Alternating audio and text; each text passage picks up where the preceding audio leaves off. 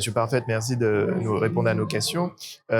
Pour vous, ce type de moment d'échange, notamment à destination du monde socio-économique aussi, est important en termes de visibilité, surtout dans un contexte politique incertain? Ben, vous avez vu, nous avons essayé de faire un point parce que chacun entend beaucoup sur les rumeurs, et il voit sur les réseaux, des choses comme ça, et on n'a pas réellement la vérité.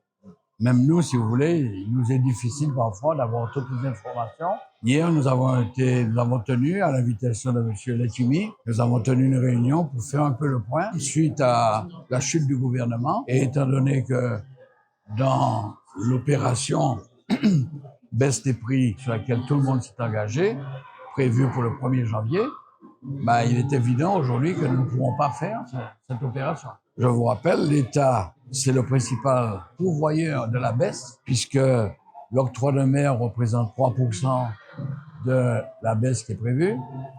La TVA représentait encore à peu près 3%, et nous, les grossistes, étions engagés pour 7%. La partie logistique, à savoir le fret et les différentes étapes, qui représentait à peu près 12%. Les 12% ne pourront pas être mis en place. La réduction de TVA ne pourra pas être mise en place. À la date d'aujourd'hui, la seule chose que nous pouvons mettre en place s'élève au maximum à 7%.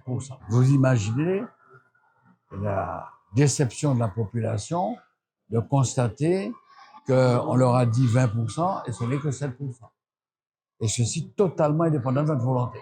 Nous nous sommes dit qu'il fallait absolument qu'on montre notre bonne volonté, et nous, Martiniquais, et donc la région et les distributeurs et les grossistes s'engagent à mettre en place au moins les 7% en attendant que l'État soit capable de respecter ses engagements. Donc le travail se poursuit et l'engagement est confirmé de votre part et de la part des distributeurs. De notre part, c'est confirmé, et de la part de la région.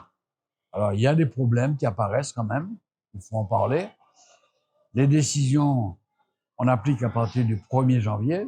Les entreprises, les grossistes, tout ça, qui ont leur stock depuis 2 mois, 3 mois, ces stocks-là ont payé l'octroi de mer, tout, la TVA et tout, et donc ils vont se retrouver aujourd'hui à vendre des produits qui leur ont coûté 20% plus cher. Ça aussi, c'était un aspect à prendre en compte pour essayer de voir qu'est-ce qu'on pourra faire pour ces entreprises. Autrement, nous risquons d'avoir des entreprises qui, si elles n'ont pas financièrement les moyens de supporter ça, de perdre de l'argent pendant 3-4 mois et de couler. Et il est important donc d'apporter ces éléments non seulement à destination du monde socio-économique, mais de montrer que le dialogue se poursuit entre justement les entreprises, le monde socio-économique et les élus, en dépit du contexte politique incertain.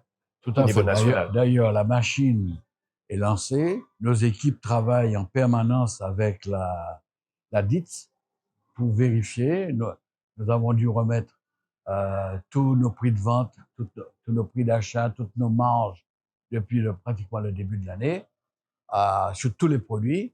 Ça, c'est la base qui va leur servir de contrôle pour s'assurer que nous respectons notre engagement. Le travail se poursuit. Le travail se poursuit.